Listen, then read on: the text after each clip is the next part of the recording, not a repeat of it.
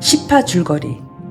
바야흐로 조조가 유비를 치려하여 유비는 원소에게 구원을 요청하고 원소는 유비가 동생 원수를 쳤음에도 불구하고 정강선생의 편지를 거절하지 못해 조조를 함께 치기로 하고 진림의 글로 경문을 먼저 띄운다.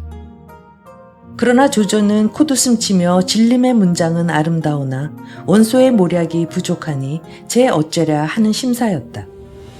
조조는 유표를 끌어들이기 위해 예형을 보내려 하는데 그의 불손함을 보고 유표에게 죽임을 당하기를 바라고 보내지만 마침내 예형은 황조에게 죽는다. 한편 유비와 마등이 떠나고 동승은 남은 이들을 생각하며 거사를 고민하던 터에 태의 길평이 이들과 합세하고 독약으로 조조를 죽이려 하나 이 일은 동승의 시적과 간음하던 종의 고발로 탄론하고 이 일로 모두가 삼족의 멸함을 당한다. 그래도 노기가 풀리지 않은 조조는 헌제를 겁박하고 동승의 누이인 임신한 동기비마저 죽여 본래 외척의 출입을 철저하게 막는다.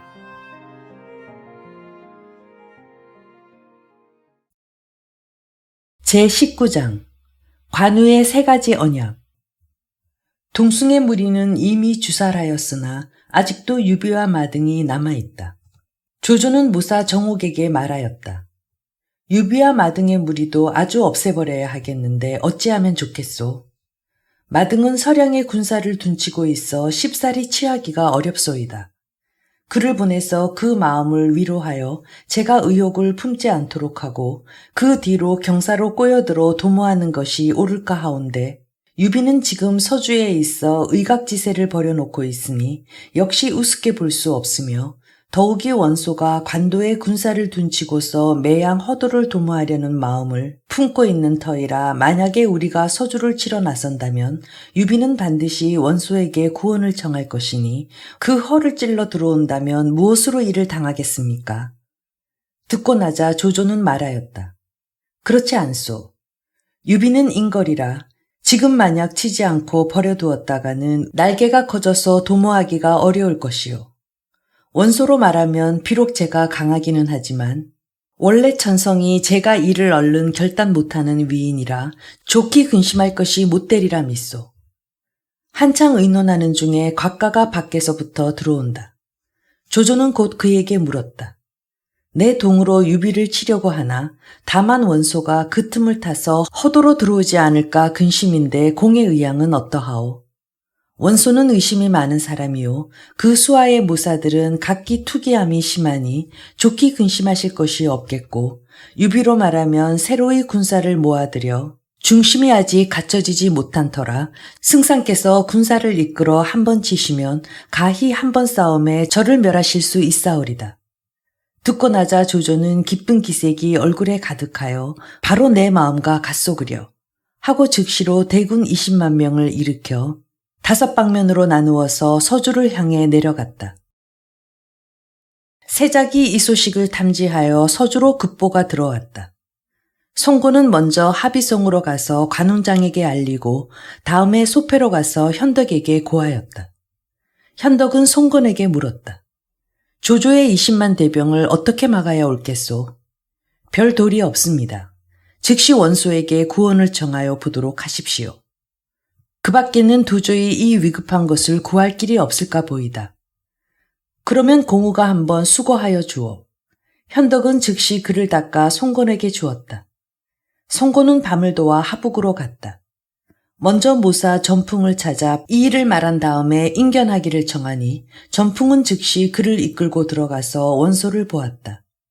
그러나 이상도하다. 원소는 형용이 몹시 초췌하고 의관조차 정제하지 못하다. 전풍은 물었다. 주공께서 웬일이십니까? 내 아무래도 죽을까 보오. 그게 무슨 말씀이오니까?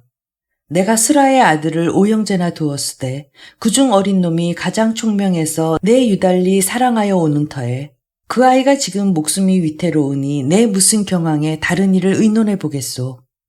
주공, 이제 조조가 동으로 유현덕을 침해 허도가 텅 비었으니 이때를 타서 의병을 거느리고 들어간다면 위로는 가히 천자의 신금을 편안히 받들어 매실 것이요 아래로는 가히 만인을 도탄 가운데 구하여 낼 것이라. 이는 진실로 쉽게 얻지 못할 기회이오니 명공은 곧 군사를 일으키도록 하십시오. 그러나 원서는 혼이 다 빠진 사람이었다. 나도 좋은 기회인 줄은 알지만 다만 내 마음이 산란해서 아무래도 군사를 일으켰다가는 이롭지 않을까 보오. 무엇 때문에 마음이 산란하시단 말씀이오니까. 내 5아이 가운데 그 애가 가장 똑똑한데 만약에 죽기라도 한다면 나도 그냥 살아있을 것 같지 않소그려. 원소는 전풍이 재상 권하였으나 끝끝내 군사를 내려 하지 않고 송건을 보고 말한다. 유예주를 가서 배웠거든 내 말씀을 자세히 하고 만약에 조조와 싸워서 이롭지 않을 때에는 곧 내게로 오시면 내 서로 도와드리도록 하겠노라고 말씀드려 주오. 전풍은 짚고 있던 막대로 땅을 치며 이렇듯 다시 얻기 어려운 때를 만나고도 한갓 어린아이 병으로 하여 이 좋은 기회를 잃고 말다니 대사는 같도다. 참으로 아깝구나. 아까워. 발을 구르며 탄식하기를 맞이하느나 원소는 다시 아무 말이 없다. 송건은 하는 수 없이 다시 밤을 도와 소패로 돌아가 현덕을 보고 그대로 복명하였다. 원소가 반드시 군사를 내어주리라 믿고 있던 현덕의 놀라움은 컸다. 그럼 이 노릇을 대체 어찌하여야 좋단 말이오? 송건을 대하여 물을 때 장비가 나섰다. 형님, 염려 마오. 조조의 군사가 멀리 와서 반드시 피곤할 것이니 먼저 가서 성을 뺐으면 가히 조조를 깨칠 수 있으리이다. 듣고 나자 현덕은 말하였다. 처음에 너를 한낱 용부로만 알았더니 앞서 유대를 잡을 때 능히 계교를 썼고 이제 또 이 계교를 말하니 역시 병법에 맞는 말이다. 그는 마침내 장비의 계교대로 군사를 나누어 습격하기로 하였다. 한편 조조는 대군을 이끌고 소패를 바라고 나갔다. 한참 가는 중에 문득 광풍이 갑자기 일어나며 깃발이 중턱으로부터 뚝 부러진다. 조조는 마음에 의심하여 군사를 그 자리에 멈추어 놓고 급히 모사들을 불러 기륭을 물었다. 순욱이 되묻는다. 바람이 어디로서 불어왔으며 무슨 기가 부러졌습니까? 바람은 동남방에서 왔고 각상아기가 부러졌는데 기는 청색과 홍색 2가지 색이요. 그러면 다른 일은 아니오. 오늘 밤에 유비가 습격하러 오는 것을 알리나 보이다. 조조가 말없이 머리를 끄덕이려니까 모개가 들어와서 묻는다. 동남풍이 불어 청홍 깃발이 부러진 것을 주공은 어떻다 보십니까? 조조가 되물었다. 공의 생각은 어떠하오? 어리석은 소견에 아마도 오늘 밤에 겁체하러 오는 사람이 있을까 합니다. 하늘이 내게 일러주시는 일이니 곧 방비하도록 해야겠소. 조조는 군사를 9대로 나누어서 한 대만 앞으로 나가 거진 영체를 세우게 하고 나머지 무리들은 팔면에 매복시켜 놓았다. 이날 밤 달빛이 희미하다. 현덕은 좌편에 있고 장비는 우편에 있어 군사를 2대로 나누어 앞으로 나아가고 소패성에는 아직 송건이 남아있을 뿐이다. 장비는 저의 계교가 꼭 맞을 것을 믿어 의심하지 않고 기병을 거느리고 몸서 앞장서서 조조의 영체 안으로 뛰어들었다. 그러나 뜻밖에도 영체 안은 조용하고 비어있어 군사들이 많지 않으니 문득 사면에 불빛이 크게 일더니 함성이 팔방에서 들린다. 정동은 장요요, 정서는 허저요, 정남은 우금이요, 정북은 이전이요, 동남은 서왕이요, 서남은 악진이요, 동북은 하우돈이요, 서북은 하우연이라. 8군데서 군마가 일제히 아우성치며 달려든다. 장비는 자충우돌하고 앞을 막고 뒤를 쳤다. 그러나 그의 영솔한 바 군사들은 본래가 조조의 수하군이다. 사세가 급한 것을 보자 모두들 앞을 다투어 항복하여 버린다. 장비가 동서로 한창 어지러이 치는 중에 서왕을 만나 한바탕 어우러져 싸우더니 문득 뒤로부터 악진이 말을 몰아 또 달려든다. 장비는 혈로를 뚫고 간신히 포위를 헤쳐 밖으로 나왔다. 뒤를 따르는 자가 겨우 수십 기에 지나지 않는다. 그는 소패로 돌아가려 하였다. 그러나 길이 이미 끊어졌다. 서주나 합의로 가볼까? 그러나 그것도 적군으로 하여 필시 길이 막혔을 것이었다. 아무리 생각해도 돌아갈 길이 없다. 장비는 어쩔 수 없이 망탄산을 향해 말을 달렸다. 한편 현덕도 군사를 이끌고 나아가 채문 근처에 이르자 호련 함성이 천지를 진동하는 것을 듣고 조조에게 이미 준비가 있음을 알았다. 급히 군사를 돌이키려 할 때 일군이 내달아 군마 태반을 가로채가고 다시 하우돈이 군사를 이끌고 와서 길을 끊는다. 현덕은 간신히 현로를 뚫고 달아났다. 그 뒤를 다시 하우연이 쫓아온다. 돌아다 보니 수하에 따르는 군사가 겨우 30여기다. 현덕은 말을 급히 달려 소패로 돌아가려 하였다. 그러나 얼마 안 가서 바라보니 소패성 안에 불길이 사뭇 하늘을 찌른다. 그는 길을 돌려 서주 하비를 향해 다시 말을 달렸다. 그러나 산과 들을 덮어 까맣게 들려오느니 모두가 조조 군사다. 서주와 하비로 가는 길도 이미 끊기고 만 것이다. 현덕은 마침내 조조와 싸워서 이롭지 않은 때는 곧 내게로 오시면 내 서로 도와드리도록 하오리다. 라던 원소의 말을 생각해내고 가서 잠시 몸을 의탁하여 후일을 기약하는 수밖에 없을까 보다 하고 청주길을 향해 달아났다. 북소리 울리며 다시 한때 군사가 내달아 길을 막으니 앞선 장수는 이전이다. 현덕은 필마로 북편을 향해 달렸다. 하루에 300리씩 달려 현덕은 마침내 청주성 아래에 이르렀다. 문을 열어라. 크게 외치니 문지기가 그의 성명을 묻고 들어가서 자사에게 고한다. 청주 자사는 곧 원소의 맏아들 원담이다. 원담은 평소에 현덕을 은근히 공경하고 있는 터라 그가 필마로 찾아왔다는 말을 듣자 곧 성문을 열게 하고 몸소 나와서 영접하여 들어갔다. 찾아온 까닭을 물어 현덕이 조조와 싸우다 패하여 몸을 의탁하러 오는 뜻을 말하니 원담은 그를 관역으로 인도하여 하룻밤 편히 쉬게 하고 이튿날 한편으로는 그를 보내서 자기 부친 원소에게 고하고 또 한편으로는 본주 인마를 내어 현덕을 호송한다. 현덕이 평원계구에 이르자 원소가 수와 문무를 거느리고 30리를 나와 영접한다. 현덕이 절하여 살해하니 그는 황망히 답례하고 말한다. 앞서 어린 자식의 병으로 하여 원병을 내어드리지 못해서 마음에 앙앙 불안하더니 이제 다행히 만나 뵙게 되어 마음을 크게 위로하겠소이다. 현덕은 말하였다. 유비의 외로운 신세가 문하에 몸을 던지려 한 지는 이미 오래였으나 다만 기회와 인연이 없어 못하였더니 이제 조조에게 패하여 처자가 다 함몰하매 장군께서 천하의 선비들을 용납하심을 생각하여 부끄러움을 무릅쓰고 찾아 배웁는 것이니 거둬주신다면 맹세코 은혜를 보답하리이다. 원소가 심히 기뻐 함께 기주로 돌아가서 그 대접함이 후하였다. 그날 밤 조조는 소패를 수중에 거두자 다시 군사를 나아가 서주를 쳤다. 미축 간홍이 성을 지킬 도리가 없어 그대로 문을 열고 도망한다. 진등이 뒤에 남아있다가 조조 군사를 맞아들여 대군은 칼에 피 한 방울 묻히지 않고 성으로 들어갔다. 조조가 백성들을 편안하게 하기를 마치자 곧 모사의 무리를 모아놓고 합의성 취할 일을 의논하니 순욱이 나서서 말한다. 합의성은 지금 관운장이 현덕의 처자식을 보호하여 사수하고 있는 터이니 만약 속기치지 않으면 원소에게 빼앗기고 말 것입니다. 조조는 말하였다. 운장의 무예와 인재는 참으로 천하에 드문 것이라 내 기어코 수하에 거두고 싶으니 아무래도 사람을 보내서 항복을 권하여 볼까 하오.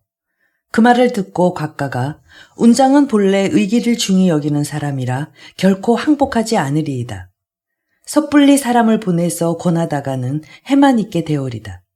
라고 한마디 할 때 한 사람이 나서며 모가 관공으로 더불어 일면지교가 있사오니 보내주신다면 곧 가서 항복을 권하여 보겠습니다. 한다. 본이 장효다. 정욱이 말하였다. 문혼이 비록 운장과 서로 안다고는 하나 내 보기에는 이 사람을 단지 몇 마디 말로 항복받을 수는 없는 일이니 개교를 써서 그 사람을 진퇴양난에 빠지게 한 연후에 비로소 문혼을 보내시어 권한다면 제 반드시 승상께로 돌아올 것입니다. 조조는 물었다. 어떤 좋은 계교가 있소? 정욱이 말한다. 운장은 만인 지적이 있어 지모가 아니면 취하지 못합니다.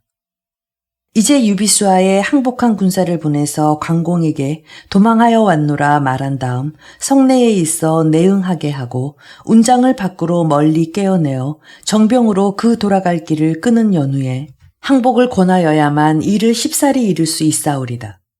조조는 그 계교를 쫓아 즉시 서주에 항복한 군사 수십 명을 보내서 합의로 가 관운장에게 거짓 항복하게 하였다.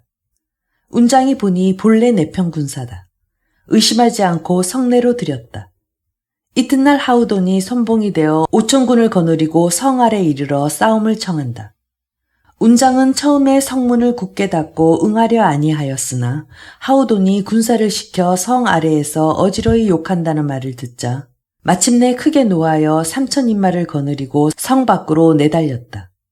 서로 어우러져 싸우기 10여 합에 하우돈이 문득 말머리를 돌려 달아난다. 운장은 그 뒤를 쫓았다. 하우돈이 달아나다가는 다시 싸우고 싸우다가는 다시 달아난다. 관운장은 그 뒤를 20열이나 쫓다가 문득 마음에 의욕이 들어 곧 군사를 돌이켜 성으로 돌아가려 하였다. 그러나 일성포양의 왼편에서 서양이 나오고 오른편에서는 허저가 나와 군사를 휘몰아 앞길을 끊는다. 운장은 혈로를 뚫고 나갔다. 그러나 오리를 못 다가서 길 양편에 복병이 일시에 나타나며 화살을 빗발치듯 쏜다. 운장은 그곳을 지나갈 수가 없어 군사들을 다시 돌이켰다. 소왕 허저가 함께 달려든다. 운장은 두 사람을 쳐 물리치고 다시 길을 찾아 합의로 돌아가려 하였다. 그러나 하우돈이 다시 군사를 몰고 나와 길을 막고 선다. 운장은 한동안 또 그와 싸웠다. 어느덧 날이 저문다. 그는 하는 수 없이 한 곳에 토산을 찾아 그 위에 군사를 둔쳐놓고 잠시 쉬기로 하였다. 조조의 군사가 토산을 삥 둘러 철통같이 포위한다. 이윽고 밤이 되었다. 토산 위에 앉아 멀리 바라보려니 합의성 안에 불빛이 충천하다. 이것은 거짓 항복한 군사들이 몰래 성문을 열어주어 조조가 몸소 대군을 거느리고 성내로 지쳐 들어가 즉시 불을 들어 관운장의 마음을 놀랍게 한 것이다. 운장은 합의성의 불길이 하늘을 찌르는 것을 보자 마음에 놀라고 불안하여 몇 번이나 군사들을 몰고 산 아래로 지쳐 내려갔다.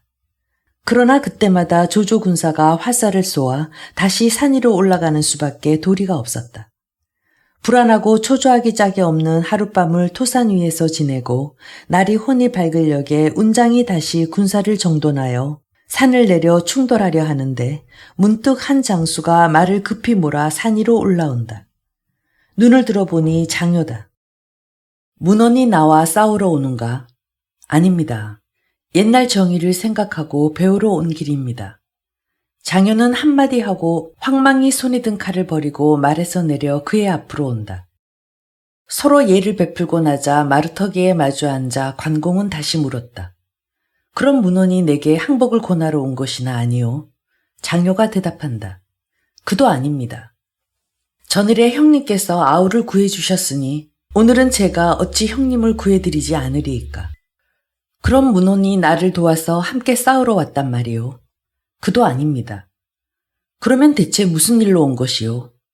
이번 싸움에 현덕의 존망을 알 수 없고 익덕도 생사가 알 수 없으며 간밤에 조공이 이미 합의성을 취하여 군사나 백성을 하나도 상함이 없게 하고 또 사람을 보내서 현덕의 가속을 호위하게 하였으니 제가 형님을 뵈러 오기는 오직 이 말씀을 전해드리기 위함입니다.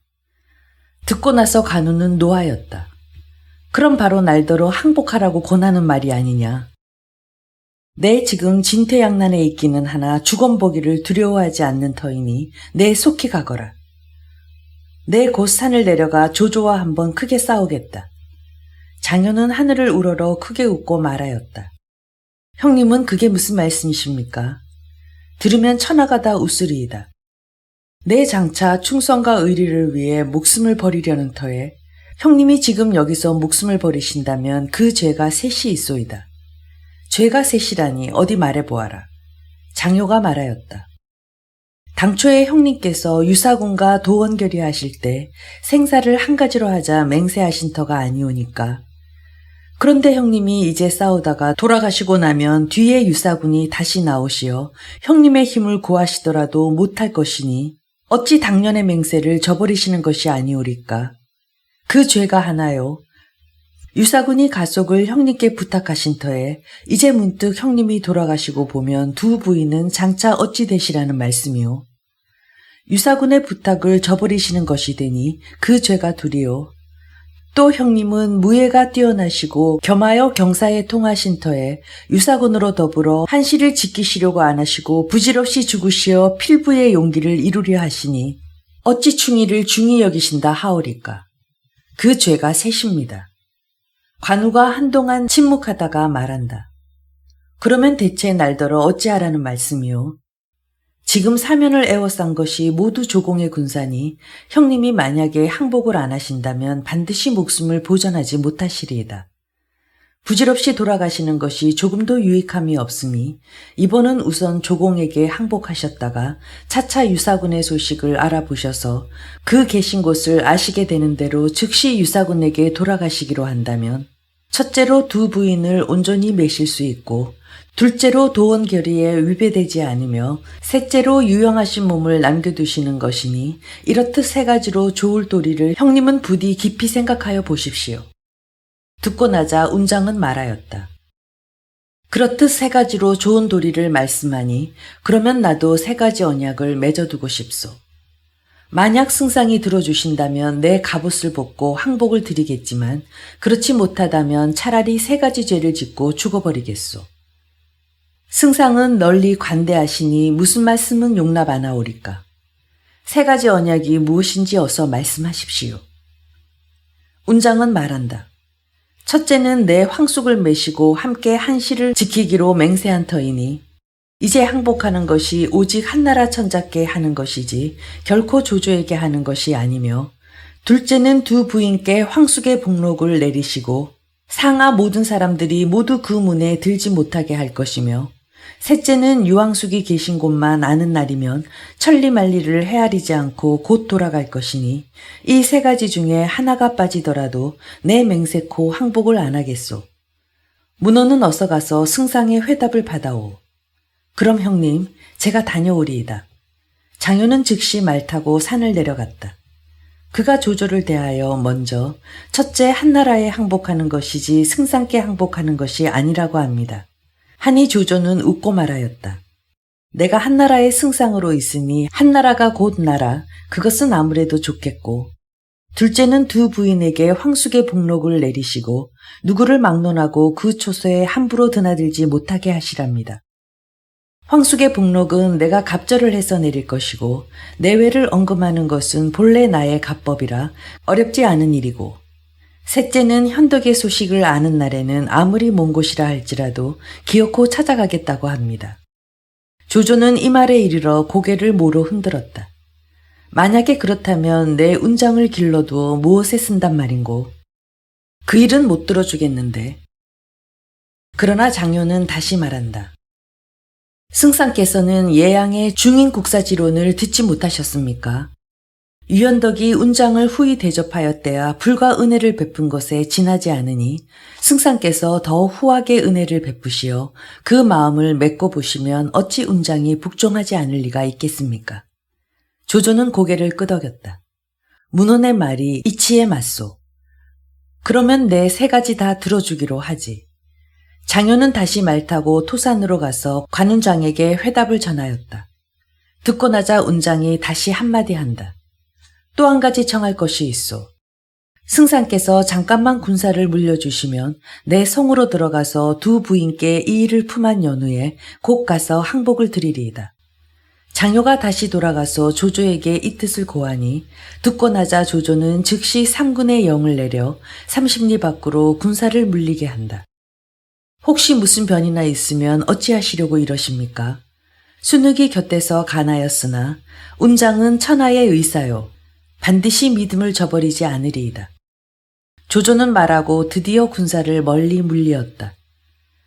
관우는 군사를 이끌고 합의성으로 들어가니 성내 백성들이 모두 안돈하여 움직이지 않는다.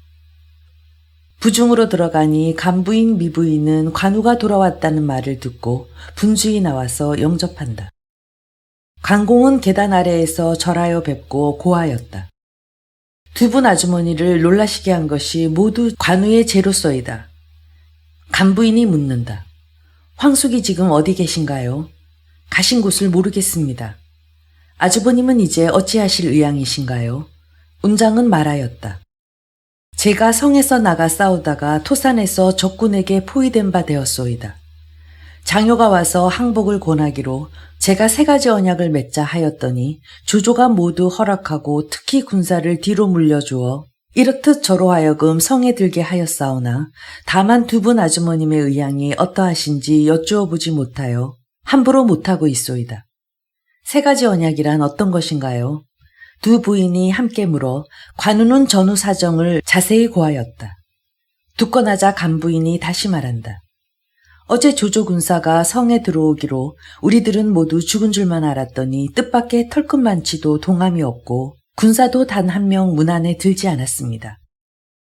아주버님께서 이미 응낙하셨다면 굳이 우리에게 물어보실 것이 있겠습니까?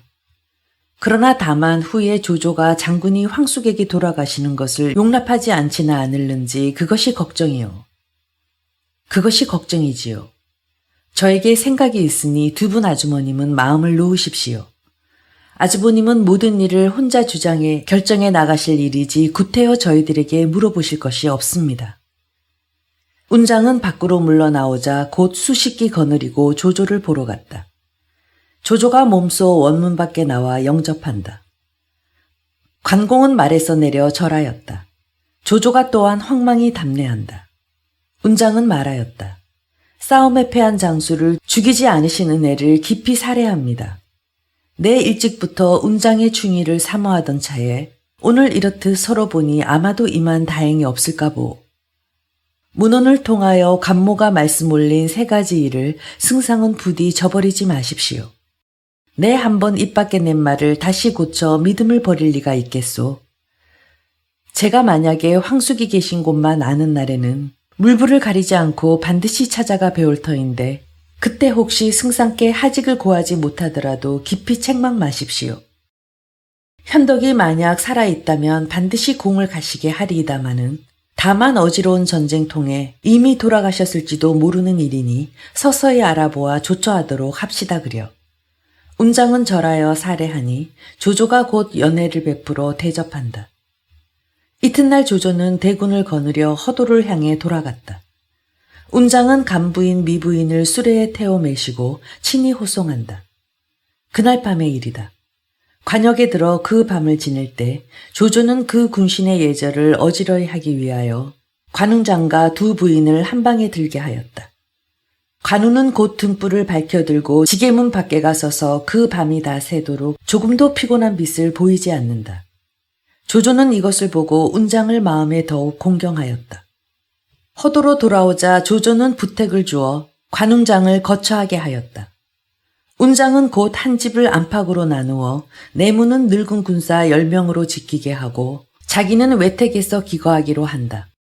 조조가 운장을 데리고 입궐하여 천작게 배우니 헌재는 관공으로 편장군에 봉하신다.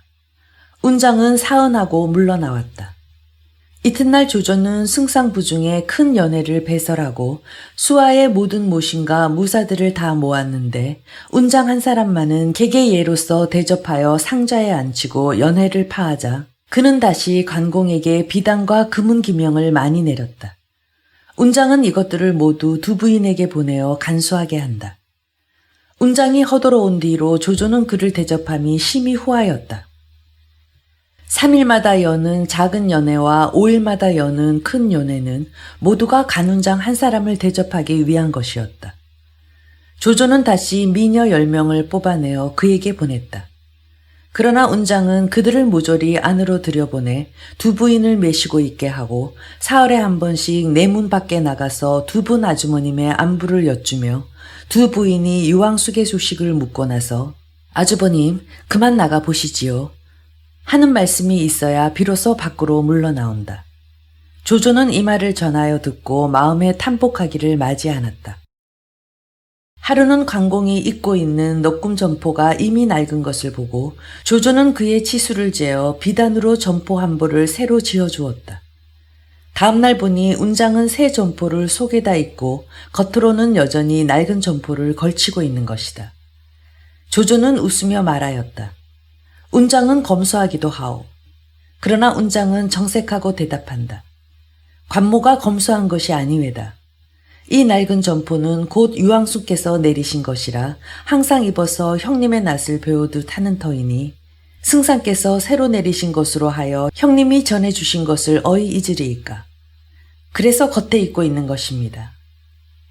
참으로 의사로고 조조는 칭찬하기를 맞이 않았으나 마음속으로는 즐겁지 않았다. 하루는 운장이 부중에 있더니 문득 문지키는 늙은 군사가 달려나와서 말한다. 두 부인께서 마주 붙으시고 서럽게 통곡하시니 어인 용고를 모르겠습니다. 장군께서 곧 좀 들어가 보시지요. 운장은 즉시 의관을 정제하고 내문 밖에 가서 무릎 꿇고 앉아 여쭈었다. 두 분 아주머님은 어인 용고로 애통하여 하십니까? 간부인이 말씀한다. 간밤 꿈에 황수께서 흙구덩이 속에 빠져 계신 것을 배웠어요. 잠을 깨어 미부인과 의논하여 보니 아무래도 구천지하에 계신 것만 같아서 그래서 우는 geb니다. 듣고 나자 운장은 조용히 고하였다. 그도 모두 아주머니께서 너무 형님 생각을 하시기 때문입니다. 그렇듯 비감하여 마십시오. 한창 말하는 중에 조조가 사람을 보내서 운장을 연애로 청한다. 그는 두 부인께 고하고 즉시 승상부중으로 들어갔다. 조조가 그의 얼굴에 눈물 흔적이 있는 것을 보고 어인 까닭을 묻는다. 그는 대답한다. 두 분 형수께서 형님 생각을 하시고 통곡하시기로 간모도 자연 마음에 비감하여 그러하오이다. 조조는 좋은 말로 위로하며 연에 술을 들어 권하였다. 술이 거나하게 취하자 운장은 손을 들어 수염을 쓱쓱 쓰다듬으며 말한다. 살아서 능히 나라에 보답하지 못하고 형님을 배반하니 이런 한심할 때가 또 있으리이까. 조조는 그 말에 대꾸하지 않고 운장 수염이 장이 아름답소 하고 그의 수염을 칭찬하였다. 수염이 수백 근은 되는데 매년 가을이면 몇 개씩 빠집니다. 그래 매양 겨울에는 검은 주머니로 싸두지요. 조조는 곧 비단으로 주머니를 만들어 그를 주었다. 이튿날 조회에 헌제가 보시니 관운장 목에 사금낭 한 개가 걸려 가슴 아래까지 늘어져 있다. 그게 무엇이오? 운장이 아래였다. 신의 수염이 몹시 길어서 승상이 이 금낭을 내려 감추게 하였소이다. 금낭을 끄르고 짐에게 구경시켜 주오. 운장이 금낭을 끄르니 수염이 배를 지난다. 헌제가 보시고 참 아름다운 수염이로고 칭찬하시어 이뒤로부터 사람들이 모두 관운장을 미용공이라 부른다. 또 하루는 연석을 파하고 관공이 승상부를 나서는데 그의 탄말이 유달리 수척한 것을 보고 조조는 한마디 물었다. 말이 어찌 이리 말랐소? 운장은 대답하였다. 천한 몸이 심히 무거워서 말이 매양 살찌지 못합니다. 조조는 곧 좌우에 명하여 말 한 피를 끌어오라 하여 손으로 가리키며 물었다. 공이 이 말을 알아보겠소.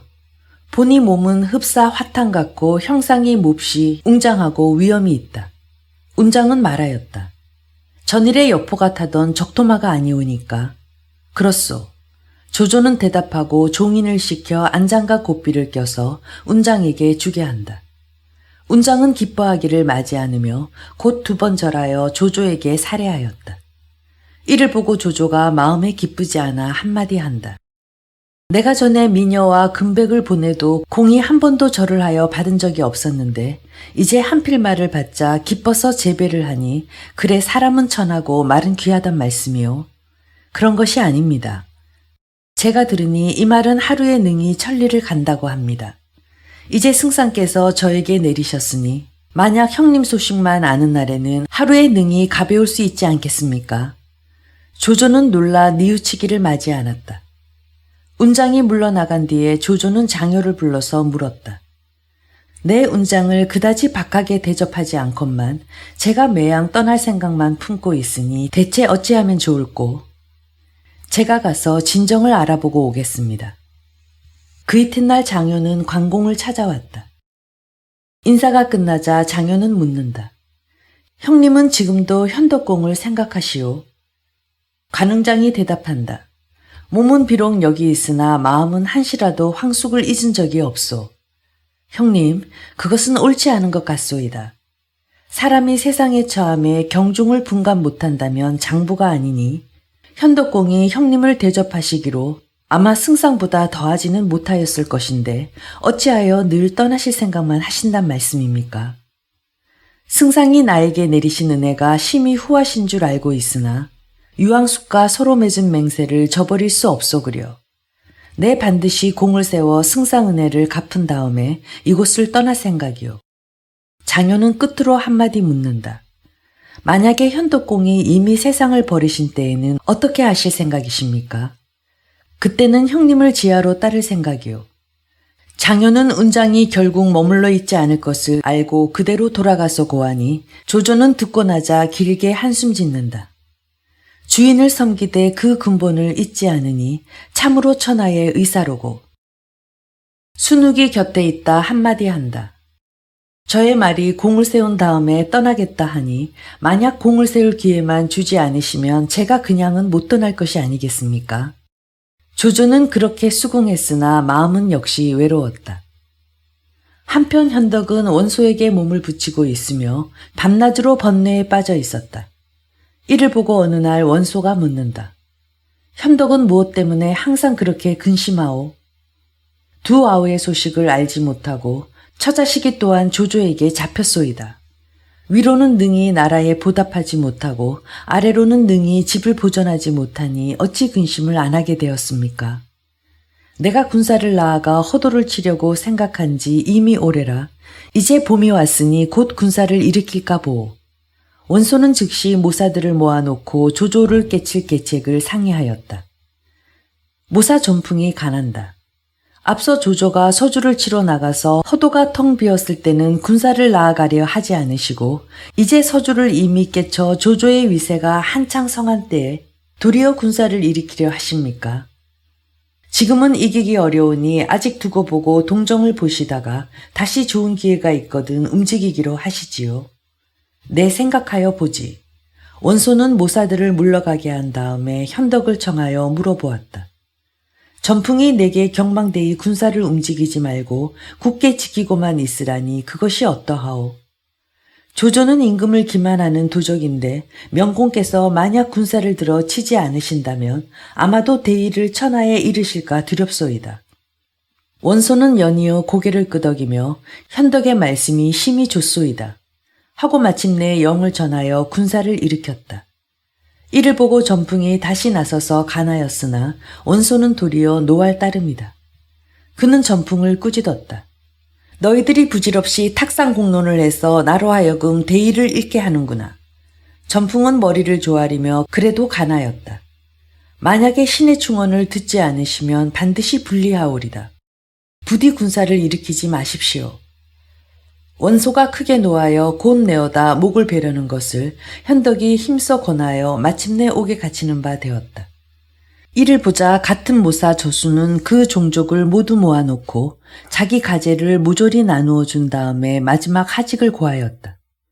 내 이제 종군하여 요행이 이긴다면 위험이 더하겠지만 한번 패하고 보면 목숨을 보전하지 못할 것이요. 듣는 사람이 모두 눈물 짓는다. 원소는 대장 알량으로 선봉을 삼아 나아가 백마를 치게 한다. 저수는 간하였다. 알량은 성품이 편협해서 비록 효용하기는 하지만 혼자 맡기시지 못하십니다. 그러나 원소는 듣지 않는다. 알량은 내 상장이다. 군이 대체 무엇을 안다고 그러한 말을 하노? 이리하여 대군은 마침내 여양으로 나아갔다. 동군태수 유연히 띄운 급보가 허도에 이르러 조조가 모사와 장수를 모아놓고 군사를 일으켜서 나가 적병을 맞을 의논을 하고 있을 때 이 소문을 듣고 관운장은 상부로 들어왔다. 승상께서 기병하신다 듣고 들어왔소이다. 저로 선봉을 삼아 주십시오. 그러나 조조는 말하였다. 무어 장군의 수고를 빌 것도 없을까 보오. 앞으로 혹 일이 있으면 그때 청하리이다. 관운장은 그대로 물러나간 뒤 조조는 군사 15만을 용솔하고 3대로 나누어 나아갔다. 길에서 다시 유연의 급보를 받았다. 조조는 먼저 오만군을 거느리고 친히 백마로 나아가 토산을 의지하여 군사를 둔쳤다. 멀리 바라보니 저편 산 아래 평천 광야에 알량의 선발 정병 10만이 진세를 벌리고 있는데 심히 엄정하다. 조조는 마음에 놀라기를 맞이 않으며 여포의 구장 송원을 돌아보고 말하였다. 내 들으니 내가 여포수하의 맹장이라더라. 나가서 알량과 한번 싸워보겠느냐. 송원은 즉시 창을 꼬나잡고 말을 몰아 바로 진 앞으로 내달렸다. 알량이 칼을 비껴잡고 말을 문기 아래 세우고 있다가 송원이 말을 달려오는 것을 보자 대갈일성에 말을 박차고 나가서 맞이한다. 한자루 창과 한자루 칼이 서로 어울려 싸우기 삼합이 못하여서 칼이 한 번 번뜩 송원의 머리가 몸에서 떨어져 땅에 구른다. 조조는 크게 놀랐다. 참으로 용장이로고 위속이 났었다. 그도 역시 전날 여포수와의 맹장인 것이다. 저의 친구를 죽였으니 나가서 원수를 갚겠소이다. 조조가 허락하자 위속은 창 들고 말에 올라 진 앞에 나서며 소리를 가다듬어 알량을 꾸짖었다. 알량이 아무 대꾸 않고 내달아 단지 일합에 위속의 머리를 쪼개 말 아래 거꾸러뜨린다. 네 감히 나가서 싸울꼬. 조조의 말이 떨어지며 소장이 나가오리다. 한 장수가 내다르니 곧 서왕이다. 큰 도끼를 춤추며 말을 몰아나가 알량으로 더불어 싸우기 20합. 더는 겨뤄보지 못하고 서왕이 패하여 본진으로 돌아와 버린다. 이를 보고 모든 장수들이 깜짝 놀라 다시는 감히 나가서 싸워보려는 자가 없다. 조조는 군사를 거두었다. 알량이 또한 군사를 거느리고 물러간다. 조조가 연달아 두 장수를 잃고 마음의 근심이 클 때 정욱이 나서서 말한다. 알량을 당해낼 장수가 꼭 한 사람 있습니다. 대체 누구란 말이요? 관운장입니다. 나도 그리 생각은 하나 다만 제가 공을 세우고는 곧 가버리지나 않을까 그게 걱정이구려. 유비가 만약에 죽지 않고 살았다면 반드시 원소에게로 가했을 것입니다. 이제 운장을 시켜서 원소의 군사를 깨치고 보면 원소가 필연 유비를 의심하고 죽여버릴 것이니 유비가 죽은 다음에야 운장이 또 어디로 가오리까. 조조는 크게 기뻐하여 곧 사람을 허도로 보내서 관운장을 청하였다. 운장이 들어가서 두 부인께 하직을 고하니 간부인이 말씀한다. 아주버님께서 이번에 가시거든 황숙 소식을 꼭 좀 알아오십시오. 네, 알겠습니다. 운장은 나와서 청룡도 손에 잡고 적토마 빨리 몰아 종자 2~5명만 데리고 바삐 백마로 갔다. 조조가 황망히 맞아들이며 말한다. 알량이 연하여 두 장수를 베어 그 용맹을 당할 자가 없기로 이렇듯 운장을 청하였소. 어디 제가 나가보겠습니다. 조조는 술을 권하며 앉아 이야기하는데 문득 군사가 들어와 알량이 또 와서 싸움을 청하오 라고 고한다. 조조는 곧 운장과 함께 토산 위로 올라갔다. 운장으로 더불어 각기 자리 잡고 앉으니 하우돈, 하우연, 장효, 서황, 허저, 이전, 악진, 우금, 여건 등 조조수와의 맹장들은 모두 그 뒤에가 삥 둘러선다. 조조는 손을 들어 산 아래 알량이 쳐놓은 진세를 가리켰다. 과연 기치가 선명하고 창도 빽빽하여 엄정하기 짝이 없다. 하북 군사와 말이 저렇듯 웅장하오 그려. 그러나 운장은 놀라지 않는다. 저의 눈에는 하찮게밖에 안 보입니다. 조조는 다시 손을 들어 가리켰다. 저기 휘게 아래 수포 군갑으로 칼을 들고 말 위에 올라있는 것이 바로 알량이오. 운장은 눈을 들어 한번 바라보고 제가 보기에는 흡사 표대를 꽂아놓고 머리를 파는 놈 같소이다. 아니요, 그렇게 우습게 보지 못하오. 조조가 한마디 하자 운장은 몸을 일으켰다. 제가 비록 재주는 없으나 원컨대 만군 가운데 들어가서 알량의 수급을 취하여다 승상께 바치오리다. 곁에서 장효가 한마디 한다. 군사 안에서는 농담이 없으니 운장은 그리하시오. 관공은 분연히 적토마에 올랐다. 청룡도 손에 잡고 산 아래로 지쳐 내려가니 봉의 눈은 둥그렇고 누의 눈썹은 바로 섰다. 그대로 적진 가운데로 뛰어든다. 하북군사가 그 장한 기세에 놀라 물결 갈라지듯 한다. 알량이 이때 휘기 아래 서 있다가 운장이 말을 몰아 들어오는 것을 보고 곧 입을 열어 물으려 하였다.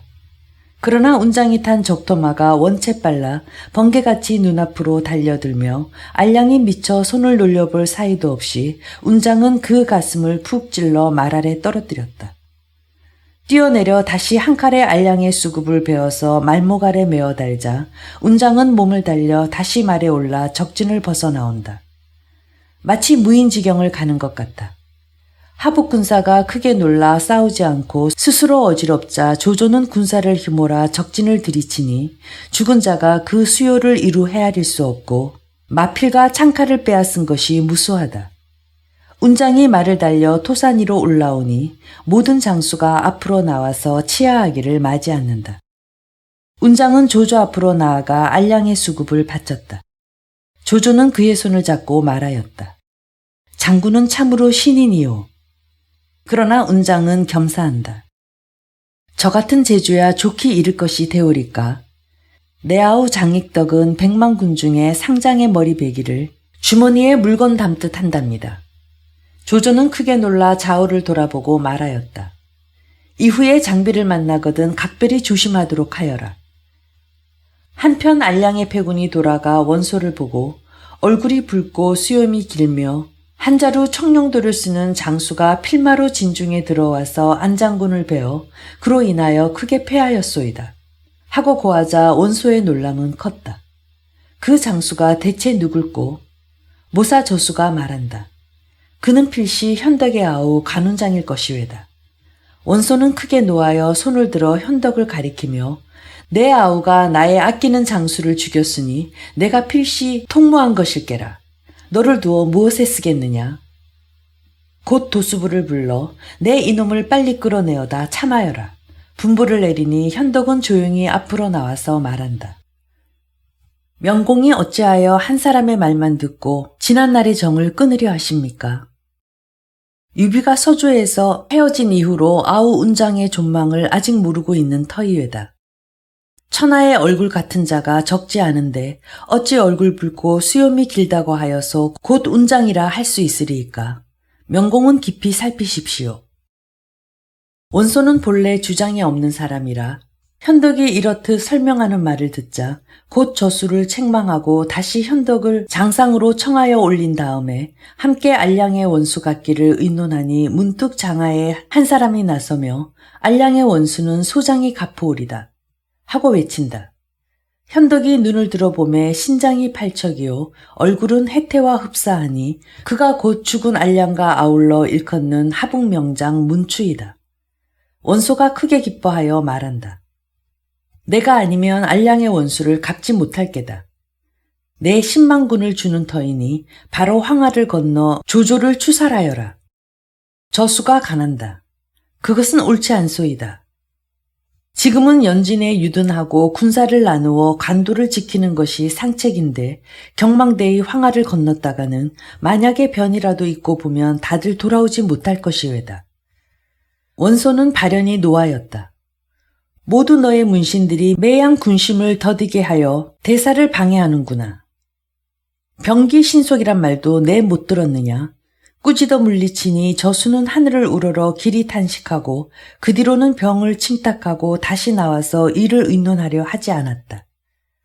현덕은 원수에게 말하였다. 유비가 명공의 큰 은혜를 잊고도 갚을 길이 없으니 이번에 문장군과 함께 가서 첫째는 명공의 은덕을 갚고 둘째는 운장의 소식을 알아볼까 합니다. 원소는 기뻐하여 문추를 불러서 분부하였다.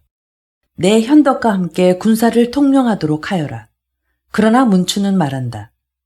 유현덕은 여러 번 패한 장수라 군사에 이롭지는 않으나 주공께서 기어이 같이 가라시니 소장이 3만 군을 저를 주어 후발대를 삼겠나이다. 이리하여 문추는 스스로 7만 군을 거느려 먼저 떠나고 현덕은 3만 군을 이끌고 뒤를 따르게 되었다. 이때 조조는 운장이 알량을 뵌 것을 보고 더욱 마음에 흠모하고 공경하여 곧 조종에 표조하고 운장으로 한수정우를 봉하여 인을 만들어서 그에게 보냈다. 그러자 탐마가 고하되 원소가 다시 대장 문추로 황하를 건너 연진 위에 진을 치게 하였다 한다. 조조는 먼저 사람을 시켜 백성들을 서하로 옮기게 하고 몸소 군사를 영솔하여 싸우러 나가는데 영을 전하여 후군으로 전군을 삼고 전군으로 후군을 삼아 군량을 싣는 부대가 앞을 서고 군병은 뒤에 가게 하였다. 여건이 말한다. 군량차를 앞에 두고 군사를 뒤로 물리시는 것은 무슨 까닭이십니까? 조조는 대답하였다. 군량차가 뒤에 있으면 노략을 당하길래 짐짓 앞에다 둔 것이요. 그러나 만약 적군을 만나 겁탈당하면 어찌하십니까? 그건 그때 당해서 또 좋도록 합시다 그려. 여건은 조조 앞을 물러가서도 마음의 의욕이 종시 풀리지 않았다. 조조가 전군을 시켜 양식치중을 호행하여 하참을 끼고 연진으로 나가게 하며 자기는 후군에 있어 서서히 나가더니 문득 전군이 일제히 고함친다. 급히 사람을 보내어 알아보게 하니 돌아와서 고하는 말이 하복대장 문추가 이르자 우리 군사가 모두 군량을 버리고 사면으로 흩어져 도망한다고 한다. 후군이 아직도 머니 어찌하면 좋사올지. 조조는 채찍을 들어 양쪽 산언덕을 가리키며 영을 내렸다. 잠시 저 위로 올라가서 피하도록 하라. 군마가 다 함께 언덕에 오르자 조조는 다시 영을 내려 모두 갑옷을 풀르고 쉬기로 하며 말들을 모두 놓아 풀을 뜯기게 하였다. 그러자 함성이 크게 들리며 문추 군사가 들을 덮고 몰려 들어왔다. 수하 장수들이 조조를 보고 말한다. 적군이 저렇듯 몰려 들어오니 급히 마피를 수습한 다음에 백마로 군사를 물리시도록 하시지요.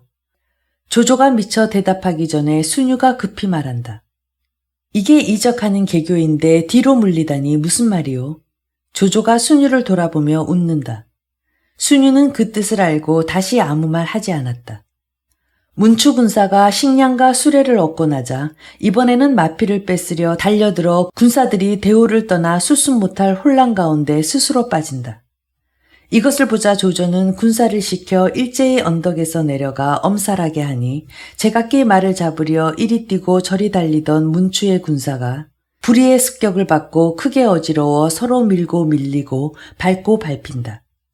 문추가 소리질러 호령하나 이미 수습할 도리가 없다. 그대로 말을 돌려 달아나는데 조조는 언덕 위에서 채찍을 들어 가리키며 좌우를 향해 물었다.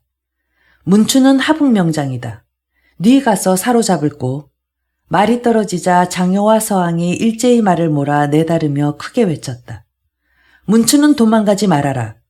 문추는 고개를 돌려 두 장수가 뒤를 쫓아오는 것을 보자 철창을 요사 안에 걸고 활에 살을 먹여 장효를 겨누고 쏘았다. 적장이 활을 쏜다. 소왕이 소리 높여 외치는 통에 장효가 급히 머리를 숙여 피하니 마침 날아든 한 화살이 투구를 맞추어 끈이 탁 끊어진다. 장효가 더욱 힘을 뽐내어 다시 쫓을 때 문추가 또 활을 쏘아 장효가 탄 말에 뺨을 맞추었다. 말이 앞굽을 꿇고 쓰러지는 바람에 장효가 그대로 땅에 떨어지니 문추가 이를 보자 말을 돌려 달려든다. 서왕은 급히 큰 도끼를 춤추며 앞을 막고 맞아 싸웠다. 그러자 함성이 크게 일며 문추 뒤로부터 군마가 일제히 지쳐 들어온다. 서왕은 당할 길이 없어 말을 돌려 달아났다. 문추가 그 뒤를 급히 쫓아 강가로 나왔을 때 호련 10여 기의 말이 깃발을 바람에 휘날리며 한 장수가 앞에 서서 말을 달려오니 곧 관운장이다. 적장은 달아나려 말하라. 대갈일성에 청룡도 꼬나잡고 달려드니 문추는 그를 맞아 싸워 삼합이 못되어 마음에 겁을 집어먹고 그대로 말머리를 돌려 강을 끼고 달아난다. 그러나 적토마는 빨랐다. 삽시간에 따라 들어가며 청룡도가 한 번 번뜩 문추의 머리를 쪼개 말 아래 떨어뜨리니 조조는 언덕 위에서 이것을 바라보자 곧 군사를 힘몰아 그대로 지쳐들었다. 하북군사의 태반이 물에 빠져 죽고 앞서 빼앗겼던 군량과 마필은 모두 도로 찾았다. 관운장은 수하에 사오기를 거느리고 동충서돌하였다.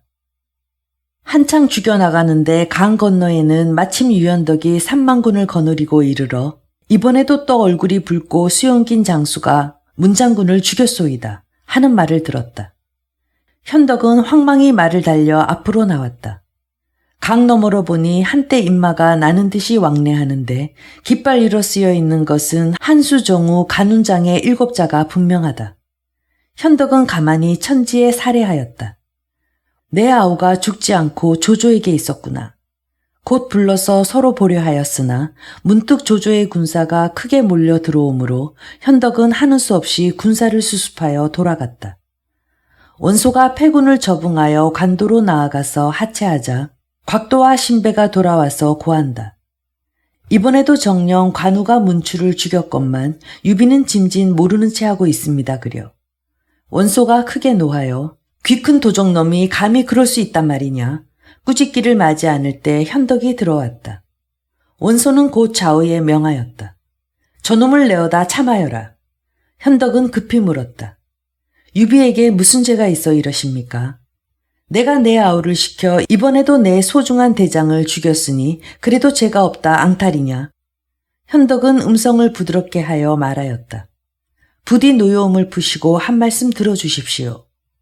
조조가 본래 유비를 심히 꺼리는 터이라 제가 명공께 있어 명공을 도울까 두려워서 그래 특히 운장을 시켜 두 장수를 죽인 것이니 이는 바로 조조가 명공의 손을 빌어 유비를 없이 하려는 계책이외다.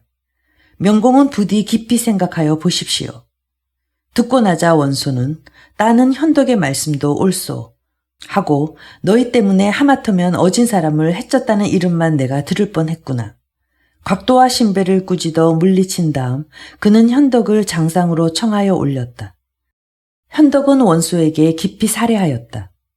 명공이 관대하신 은혜를 또 입었으나 신복에게 밀서를 주어 가만히 운장에게 가보게 할까 보이다. 운장이 유비의 소식만 알면 제가 필연코 밤을 도와 올 것이니 명공을 보좌하여 함께 조조를 멸하고 안량문추의 원수를 갚으면 어떠하오리까. 원소가 기뻐하기를 마지 않는다. 내가 운장만 얻으면 안량문추보다 10배나 나을까보. 그럼 곧 글을 써서 보내도록 하오. 현덕은 편지를 썼다. 그러나 보낼 사람이 마땅치 않아서 그대로 두었다. 원소는 무양으로 퇴군하였다. 수십리를 연하여 영체를 세우고 병사를 안정시키고 움직이지 않았다. 이를 보자 조조는 하우돈으로 군사를 거느리고 관도 애구를 지키게 하고 자기는 대군을 영솔하여 허도로 돌아가 버렸다. 크게 연석을 베풀고 문관무장으로 더불어 관운장의 공을 할애하는 자리에서 조조는 문득 여건을 대하여 말하였다. 전일에 내가 굴량차를 앞에다 두게 한 것은 곧 이적지게였는데 다만 순유만이 내 마음을 알더군. 여러 사람이 모두 탐복하여 맞이 않는다. 한창 술 마시어 즐기는 중에 문득 탐마가 고한다.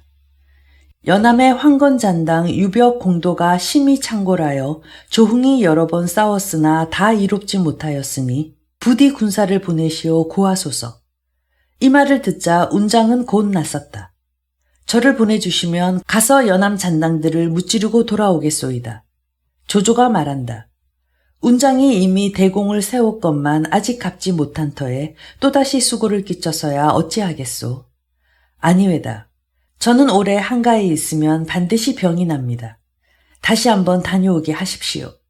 조조는 그 말을 장히 여겨서 우구막진으로 부장을 삼아 군사 5만을 거느리고 나가게 하였다.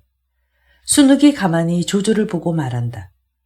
운장이 항상 유비에게 돌아갈 마음을 품고 있는 터라 제 만약 소식만 아는 날이면 반드시 가버릴 것이니 자주 출정시키는 것이 옳지 않을까 보이다. 조조는 대답하였다. 이번에 공을 이루고 돌아오면 다시는 내어 보내지 않을 생각이요. 관운장이 군사를 거느리고 연암 가까이 이르러 하체하였더니 그날 밤에 군사가 세작 2명을 잡아 끌고 들어온다. 운장이 눈을 들어서 보니 그중 한 사람은 송건이다. 그는 깜짝 놀라 즉시 좌우를 꾸짖어 물리친 다음에 급히 물었다. 서주에서 괴멸되어 흩어진 이후로 공의 종적을 도무지 알 길이 없더니 어떻게 여기에 와 계셨소? 송건이 말한다. 그때 서주에서 목숨을 도망하여 이리저리 떠돌다가 연암으로 갔는데 다행히 유백이 거두어 주어 오늘까지 몸을 위탁하고 지내온 터입니다마는 장군은 어찌하여 이제 조조에게 계시고 또 간부인 미부인은 모두 무탈하신지요. 운장은 그간 지낸 일을 낱낱이 이야기하였다. 듣고 나자 송건이 말한다. 근자의 현덕공이 원소에게 가 계시다는 말씀을 듣고 찾아가 배우려 하였으나 아직 길을 얻지 못해 하던 차에 이번에 유벽 공도 두 사람이 원소에게 기순하여 함께 조조를 치기로 하였는데 마침 장군께서 이곳에 오셨기로 저를 시켜 세작이 되어 장군을 배웠고 이 소식을 전하게 한 것이외다. 내일 두 사람이 거짓 일진을 패할 것이니 장군은 속히 두 부인을 메시고 원소에게로 가시어 현덕공을 배웁도록 하십시오. 이미 형님이 원소에게 가 계신 것을 안 바에야 내 밤을 도와 찾아가 배울 생각이지만 다만 원소의 사랑하는 장수를 2명이나 죽였으니 혹시 무슨 변이나 있을까 염려되오그려. 그것은 제가 먼저 가서 허실을 알아본 다음에 다시 장군께 고하오리다. 내 형님을 한 번 배울 수만 있다면 비록 10,000번 죽더라도 사양을 않겠소. 이번에 허창에 돌아가거든 곧 조조를 하직하겠소. 이날 밤 운장은 몰래 송건을 놓아보내고 이튿날 즉시 군사를 이끌고 나아갔다. 공도가 말 타고 진 앞으로 나온다. 운장은 말하였다. 너희들이 어찌하여 조종을 반대하는고? 공도가 말한다. 너는 주인을 배반한 놈으로서 도리어 나를 욕하느냐? 내 어찌하여 주인을 배반하였다 하느냐? 유연덕이 원본초에게 몸을 의탁하고 있는데 너는 도리어 조조를 섬기는 것이 어인까닭이냐? 운장은 더 수작을 건네지 않고 칼을 춤추며 말을 몰아 앞으로 나아가니 공도가 그대로 말머리를 돌려 달아난다. 운장이 말을 급히 달려 뒤를 쫓으려니 공도가 문득 고개를 돌려 그에게 고한다. 옛 주인의 은혜는 잊지 못하는 법이니 공은 속히 군사를 나오시오. 내 연함을 사양하오리다. 운장은 그 뜻을 알고 즉시 군사를 힘몰아 뒤를 치자 유벽공도 두 사람이 거짓으로 패하여 군사들이 사면으로 어지러이 도망한다. 운장은 마침내 연함을 수중에 거둔 다음에 백성을 편안하게 하기를 마치고 허창으로 돌아갔다. 조조가 그의 공을 할애하는 연석에 참석하였다가 운장이 돌아와 두 부인을 배우니 간부인이 한마디 묻는다. 아주버님께서 2번 출진해 어떻게 황숙 소식을 알아보셨습니까? 아직 못 알아봤습니다. 운장이 밖으로 물러나오자 두 부인은 마주 붙들고 목을 놓아 울었다. 곡성이 하도 애절하여 내문을 지키는 늙은 군사 하나가 문 밖에 서서 여쭈어 본다. 두 부인께서 어찌하여 그렇듯 통곡하십니까? 간부인이 말씀한다. 관장군께서 유황숙 소식을 모른다고 말씀하니 아마도 황숙께서는 이미 세상을 버리셨는 게다. 그러기에 감추고 말씀을 안 하시는 게 아니냐. 늙은 군사는 허허 웃었다. 그렇다면 조금도 우실 것이 없습니다. 돌아가시기는커녕 주공께서는 지금 하복 원소에게 가 계시답니다. 두 부인은 귀가 번쩍 뜨였다. 내가 그걸 어떻게 아느냐? 이번에 소인이 관장군을 메시고 출정하였습지요. 그랬더니 저편 장수가 관장군을 욕하는데 황숙께서 원소에게 가 있는데 너는 어찌하여 조조를 섬기고 있느냐? 그러더군요. 간부인은 곧 분부하였다. 내 나가서 관장군 좀 들어오시래라. 운장이 들어와 내 문 밖에서 불러 계시오니까. 그러자 부인은 소리를 가다듬어 꾸짖었다. 황숙께서 일찍이 내게 섭섭이 하신 일이 없는데 내가 이제 조조의 은혜를 받았다고 전날의 의리를 잊는단 말이냐. 황숙 소식을 알고도 내가 우리에게 감추는 것은 웬 까닭이냐. 운장은 황공하여 머리를 조아리며 고하였다. 형님께서 지금 하북에 계신 줄은 알고 있사오나 감히 2분 아주머니께 말씀 올리지 못하기는 이 말이 밖에 누설될까 두려워함이외다. 이 일은 서서히 도모하여야 하옵지 급히 서두를 일이 아니외다. 간부인은 그제야 노여움을 풀고 말씀한다. 그럼 모든 일을 아주버님께서 알아서 하십시오. 운장은 밖으로 물러나왔다. 그가 떠날 계교를 생각하며 불안한 중에 있을 때 문득 문지기가 들어와서 장효가 찾아왔다고 고한다. 원래 운장을 따라서 연함을 치러 갔던 우금이 유비가 하북에 있다는 말을 듣고 돌아와서 조조에게 고한 까닭에 조조가 장효를 시켜 운장의 동정을 살피게 한 것이었다. 장효가 들어와서 자리에 앉아 곧 치하하였다. 형님이 이번 연안길에 현덕의 소식을 알고 오셨다니 이런 기쁘실 때가 없으시겠소이다. 계신 곳을 겨우 알았달 뿐이지 아직 뵙지를 못하였으니 무엇이 기쁘겠소. 한 말씀 여쭈어보거니와 형님과 현덕의 사귐이 저와 형님 사귐에 비하여 어떠합니까? 나와 형은 단지 붕우의 사귐이지만 나와 현덕은 붕우이자 형제요 형제이자 또 군신이니 어찌 함께 논할 일이겠소. 그럼 현덕이 하북에 계시다니 형님은 그래 찾아가실 생각이시오니까. 전일의 한 말을 내 어찌 저버리겠소. 문호는 부디 이 뜻을 승상께 여쭈어 주오. 장효가 돌아가서 이대로 고하니 조조는 한동안 잠잠히 있다가 한마디 한다. 어떻게 붙들어둘 도리가 있겠지. 장효를 보내고 다시 떠날 일을 생각하여 운장이 며칠 동안을 앉으나 서나 마음이 편치 않더니 하루는 문득 사람이 들어와 고하되 아는 분 한 분이 찾아왔노라 한다. 곧 청하여 드렸으나 도무지 모를 사람이다. 운장은 그에게 물었다. 공은 대체 니시오? 그 사람은 대답한다. 저는 원소 부하의 남양 진진이외다. 이 말을 듣자 운장은 크게 놀라 급히 좌우를 물리치고 선생은 필시 깊은 연고가 있어서 오셨겠지요. 진진은 말없이 품에서 한 봉 그로를 내어 운장에게 준다. 받아서 보니 곧 현덕이 보낸 것이라 글뜻은 대략 아래와 같다. 비가 조카로 더불어 도원에서 의를 맺은 뒤로 생사를 한 가지로 하기로 맹세하였더니 이제 중도에 와서 이렇듯 은혜와 의리를 끊을 줄 누가 알았으리요. 그대가 공명을 취하고 부귀를 도모할 생각이라면 부디 비의 수급을 베어다가 공을 온전히 하라. 글로 말을 다하지 못하고 오직 죽음을 기다릴 뿐이로다. 간운장은 읽고 나자 그대로 목을 놓아 크게 울었다. 제가 형님을 찾으려 안 한 것이 아니라 다만 계신 곳을 몰랐기 때문이외다.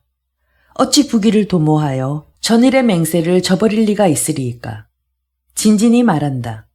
현덕이 공을 생각하시는 정이 심히 간절하시니 그렇듯 옛 맹세를 저버리시지 않았다면 한시 앞에 가서 뵙도록 하시지요. 사람이 천지간에 나서 처음과 끝이 없다면 이는 군자가 아니요. 내가 올 때에도 명백하였으니 떠날 때에도 불갑을 명백하여야겠소.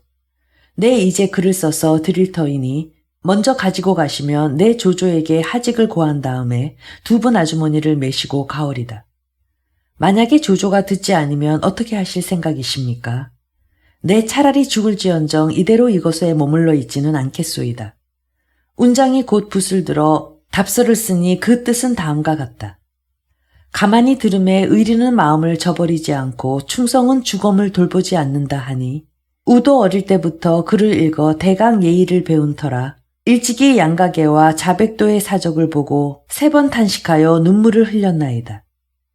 지난날 합의를 지킬 때 안에는 양식이 떨어지고 밖에는 원병이 없어 곧 죽으려 하였사오나 두 분 아주머님이 계심으로 하여 감히 목숨을 버리지 못하고 잠시 몸을 조공에게 메어 뒷날을 기약하옵더니 근자의 연암에 갔다 비로소 형님 소식을 듣자옵고 이제 곧 조공을 하직하고 두 분 아주머님을 메셔 돌아가려 하나이다.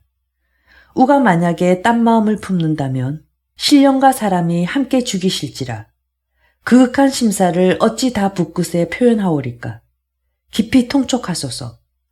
운장은 회서를 진진에게 주어 곧 돌아가게 하고 안으로 들어가서 두 부인께 이 뜻을 고한 다음에 그 길로 상부로 들어갔다.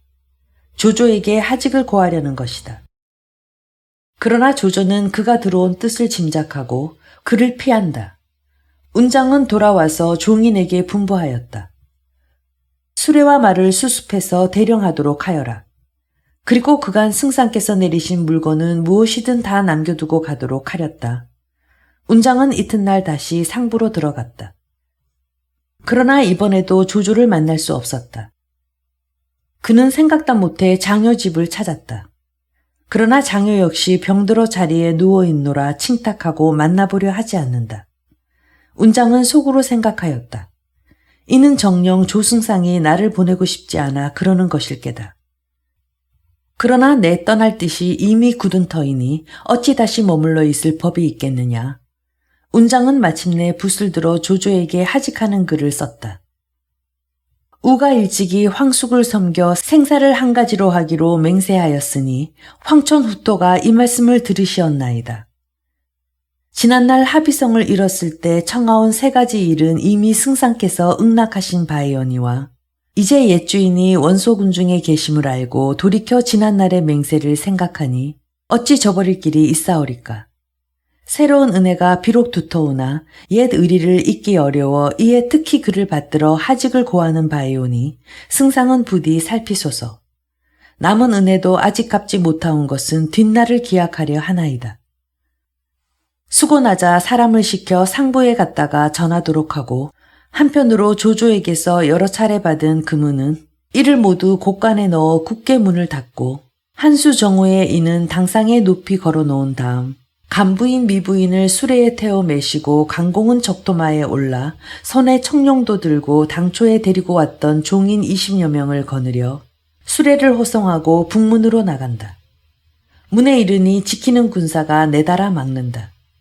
운장은 칼을 비껴들며 눈을 부릅뜨고 한 소리 크게 꾸짖었다. 문 지키는 군사가 모두 피하여 달아난다. 운장은 문을 나서자 종자들을 돌아보고 분부하였다. 너희들은 수레를 메시고 먼저 가거라. 뒤를 쫓는 자 있으면 내가 다 물리칠 것이니 행여나 두 부인을 놀라시게 말렸다. 종자는 분부를 받고 곧 수레를 메시어 관도를 향해 나아갔다. 한편 조조는 수하의 문무들을 모아놓고 바야흐로 강공의 일을 의논하고 있더니 좌우가 문득 운장의 글을 갖다가 바친다. 보고 나서 조조는 소스라쳐 놀랐다. 운장이 그에 갔구나. 혼자 망연해 할 때 문득 북문수장이 군사를 달려 급히 고한다. 운장이 군사들을 물리치고 문을 나서 수레와 말을 탄 20여 명이 모두 북편을 향해 갔소이다. 다시 운장 부택에서 사람이 들어와 고한다. 관장군이 승상께서 내리신 금은 보석들을 모조리 봉하여 놓으시고 미녀 10명은 따로이 내실에 두어두시고 한수 정우이는 당상에 걸어 놓으시며 승상께서 보내신 사람들은 다 그냥 남겨두신 다음에 원래 데리고 오신 종인들과 수신행리만 수습하시어 북문으로 나가셨소이다. 운장이 그에 갔구나. 조조가 다시 한번 한숨을 토할 때 문득 한 장수가 썩 나서며 크게 외친다. 저에게 철기 3천만 빌려주시면 곧 가서 관우를 생포하여다 승상께 바치오리다. 모든 사람이 보니 곧 장군 채양이다. 원래 조조수와 장수들 가운데 간웅장과 특히 교분이 두텁기는 장료를 빼어놓으면 서왕 한 사람이 있을 뿐이나 그 나머지 사람들도 다들 마음에 존경하고 탐복하는 마음이 있는 터에 유독 채양 하나가 운장에게 불복한다. 그래 이제 그가 갔다는 말을 듣고 뒤를 쫓으려 한 것이다. 그러나 조조는 운장이 옛 주인을 잊지 않고 오고 가는 것이 이렇듯 명백하니 참으로 장부라. 너희들은 마땅히 저를 본받아라. 마침내 채양을 꾸짖어 물리치니 모사종옥이 한마디 한다. 승상께서 관우를 대접하심이 심히 후하셨는데 제가 이제 하직도 고하지 않고 가며 어지러운 말로 글 한 장을 올려 주군을 모독하니 그 죄가 실로 크고 또 이대로 원소에게 돌아가게 두신다면 이는 범에게 날개를 붙여주시는 것이라 역시 뒤를 쫓아가 죽여서 아주 후환을 없이 하심만 같이 못할까 합니다. 그러나 조조는 내 이미 전일에 굳이 언약을 한 터인데 이제 와서 어찌 믿음을 저버릴까 보. 저도 각기 제 주인을 위한 일이니 쫓는 것은 옳지 않지. 하고 다시 장유를 돌아보고 말하였다. 운장이 이렇듯 떠나니 이는 재물도 그 마음을 움직이지 못하고 장록도 그 뜻을 옮기지 못하는 것이라. 내 이러한 사람을 깊이 공경하는 터요. 제가 아직 멀리 가지는 않았을 것이라 문호는 곧 뒤쫓아가서 운장더러 잠시 기다리라고 하라. 내 노비와 정포를 주어 후일의 기념을 삼을까 한다. 장요가 분부를 받고 단기로 먼저 가자 조조는 곧 수식기를 거느리고 뒤쫓아 나갔다. 본래 간운장이 탄 적토마는 하루에 능히 천리를 달리나 다만 두 부인의 수레를 호송하느라 운장이 고삐를 늦추고 서서히 가더니 문득 등 뒤에서 운장은 나를 좀 보시오 하고 크게 부르는 소리가 들린다. 머리를 돌려 바라보니 장요가 말을 급히 몰아 쫓아오고 있는 것이다. 운장은 수레를 매시는 종인에게 내 그저 관도로만 곧장 나아가거라. 한마디 분부한 다음 말을 멈추고 서서 장요를 향해 물었다. 문헌이 나도록 도로 돌아가자고 온 것이나 아니요. 장효는 가까이 이르러 자기도 말을 멈추고 서서 대답한다. 아닙니다. 형님이 먼 길을 가신다 들으시고 승상께서 배웅을 하시려 먼저 나를 보내신 것이요. 다른 뜻은 없소이다. 승상이 필시 철기를 거느리고 나를 잡으러 오시는 게로군. 그렇다면 내 한번 죽기로써 싸울 따름이요. 관운장은 청룡도 비껴잡고 말을 다리 위에 세우고서 남쪽을 바라보았다. 티끌이 자욱하게 일며 조조가 앞을 서고 뒤에 허저, 서황, 우금 이전의 무리 수십 명이 급히 말을 몰아 달려오는 것이 보인다. 이윽고 가까이 이른 조조는 운장이 다리 위에 말을 세우고 있는 것을 보자 곧 장수들에게 명하여 좌우로 벌려 서게 하였다. 관우는 모든 사람 손에 군기가 없는 것을 보고 비로소 마음을 놓았다. 조조는 묻는다. 어이하여 운장은 이렇듯 급히 떠나오. 운장은 마리에서 몸을 굽히고 대답하였다. 옛 주인이 하북에 계시단 소식을 듣고 승상께 하직을 고하려 그간 누차 상부로 들어갔사오나 배웁지 못하여 대신 그로를 올렸거니와 부디 승상은 전일에 하신 말씀을 저버리지 마십시오. 내가 믿음을 천하에 취하려 하는 터에 어찌 한번 입 밖에 낸 말을 저버릴 리가 있겠소. 다만 군이 먼 길을 가심에 혹시 노자가 부족하시지나 않을까 하여 약간 부조하여 드리려는 것이요. 그의 말이 떨어지자 한 장수가 황금 1만을 올린다. 그러나 운장은 받지 않고 누차 승상께서 내리신 것이 아직도 많이 남아 있습니다. 이 황금은 두어두셨다가 전사들을 상 주십시오. 약수한 예물로 큰 공에 10,000분의 1이 남아 갚을까 하는 터에 그렇듯 사양할 것은 무엇이오? 적은 수고를 그처럼 말씀하실 것이 무엇이오니까?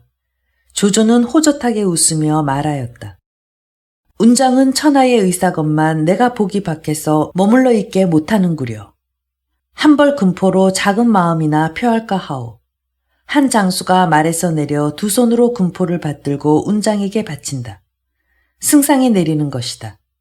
마땅히 말에서 내려 받아야 할 줄은 아나 혹시 무슨 변이나 있을까 두려워 운장은 감히 말에서 내리지 못하고 청룡도 끝으로 금포자락을 걸쳐 몸에 두르고 그러면 뒷날 다시 뵙겠습니다.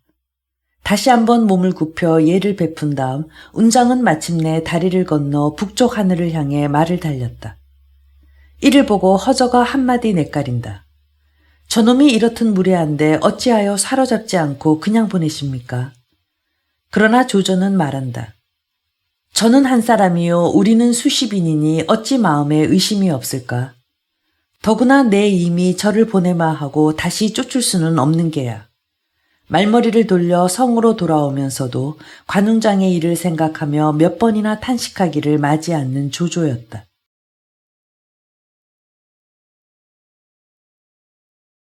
제20장 단기천리. 조조와 작별하자 관우는 적토말을 급히 몰아 앞으로 나아갔다. 그러나 어인까닭인가 30리를 가도록 두 부인의 수레를 못 보겠다. 운장이 마음에 몹시 당황하여 사면으로 그 종족을 찾아다닐 때 호련 산 위에서 어떤 사람이 소리를 높이 부른다. 관운장, 거기 좀 계십시오. 운장이 눈을 들어보니 한 소년이 머리에 황건을 쓰고 몸에 금이를 입고 100여 명 보조를 거느리고서 말을 몰아 산에서 내려오는데 손에 든 것은 한 자루 창이요 말목에 메어 단 것은 사람의 수급이다. 운장은 물었다. 내가 대체 누구냐? 소년은 말을 달려 앞에 이르자 곧 손에 든 창을 버리고 황망히 말에서 뛰어내려 땅에 가 부복한다. 운장은 혹시나 무슨 변이 있을까 두려워 청룡도를 곧조 잡으며 다시 한마디 물었다. 너의 이름을 밝혀라. 소년이 공손히 아뢰는 말을 들으니 그는 본래 양양 사람 요화로 자는 원검이니 일찍부터 두원이라 하는 자와 강호로 떠돌며 무리를 모아 노략질을 일로 삼아오는 터였다. 이날 두원이 산 아래를 순초하다가 두 부인을 잡아가지고 돌아왔다. 요한은 그 종인에게 물어 그들이 바로 유비의 부인으로 관운장이 호송한다는 말을 듣고 즉시 놓아보내자고 하였으나 두원은 종시 말을 듣지 않는다. 그래서 요한은 마침내 두원을 죽이고 산을 내려와서 이렇듯 운장에게 죄를 청하는 것이었다. 운장은 급히 물었다. 두 부인께서 지금 어디 계신고? 산채에 계십니다. 곧 매시오도록 하겠습니다. 요한은 곧 졸개를 산으로 올려보냈다. 오래지 않아 100여 명의 무리가 두 부인의 수레를 전으로 옹이하고 내려온다. 운장은 말에서 내려 청룡도를 종인에게 맡긴 다음 수레 앞으로 나가 서서 문안을 드렸다. 두 분 아주머님, 얼마나 놀라셨습니까? 간부인이 말씀한다. 요 장군이 아니었더라면 두원이 놈에게 욕을 볼 뻔하였습니다. 운장은 좌우를 돌아보고 물었다. 요하가 어떻게 두 분을 구해 매셨더냐? 수레를 매신 종인의 말을 들으니 두원이 두 부인을 잡아 산채로 돌아가자 요하를 보고 우리 하나씩 맡아서 데리고 살자 하는 것을 요하가 종인들에게 두 부인의 근본을 캐어 묻고 유왕숙의 부인이시오. 겸하여 간운장께서 매시고 하북으로 가시는 길이라 하니 곧 도로 매시고 내려가서 관장군을 찾아뵙고 죄를 청합시다. 하고 좋은 말로 권하였으나 두원이가 들으려 안 하고 함부로 불손한 말을 하여 요한은 마침내 두원을 죽이고 두 부인을 구하여 매신 것이라 한다. 운장이 듣고 나자 요하를 대하여 깊이 살해하였다. 그가 다시 두 부인의 수레를 매시고 나아가려 할 때 요한은 부디 저희들을 수하에 거둬달라고 간절히 청한다. 그러나 운장은 그가 황건잔당인 것이 마음에 걸려 좋은 말로 물리치고 또 그가 드리는 금백도 받지 않자 요한은 강공께 절하며 하직을 고하고 수하의 무리를 수습하여 산속으로 들어가 버렸다. 운장은 조조에게서 전포받은 일을 두 부인에게 고한 다음 수레를 매시고 길을 재촉하여 나아갔다. 이날 날이 저물어 한 촌장을 찾아가서 하룻밤 쉬어가기를 청하니 장주가 안으로부터 나와 장군은 니십니까? 하고 묻는다. 머리와 수염이 하얗게 센 노인이었다. 관우는 예를 베풀고 대답하였다. 나는 유비의 아우 관우올시다. 그러면 바로 알량문추를 베신 강공이 아니시오니까. 그렇소이다. 노인이 크게 놀라 곧 안으로 들어가시지요 하고 정중히 청한다. 운장은 말하였다. 수레 위에 두 분 부인께서 계시오. 노인은 곧 안악을 불러내어 두 부인을 영접하여 매시게 한 다음 함께 초당으로 들어갔다. 운장이 두 부인의 곁에 가 선다. 왜 앉으시지 않으십니까? 존수께서 위에 계신데 어딜 감히 앉으리이까. 노인은 안악에게 명하여 두 부인을 내실로 매셔 들어가게 하고 초당에서 몸소 운장을 대접한다. 운장은 물었다. 주인장, 성씨가 뉘시오. 노인이 대답한다. 이 사람은 성은 호요, 이름은 화외다. 환제 때 의랑으로 있다가 벼슬을 물러나고 내려와서 지내는데 집의 아이 호반이 지금 형량태수 왕식 밑에 종사로 있는 터입니다. 황송하오나 그곳을 지나실 때 글을 좀 전하여 주시지 않겠습니까? 그건 어렵지 않은 일이외다.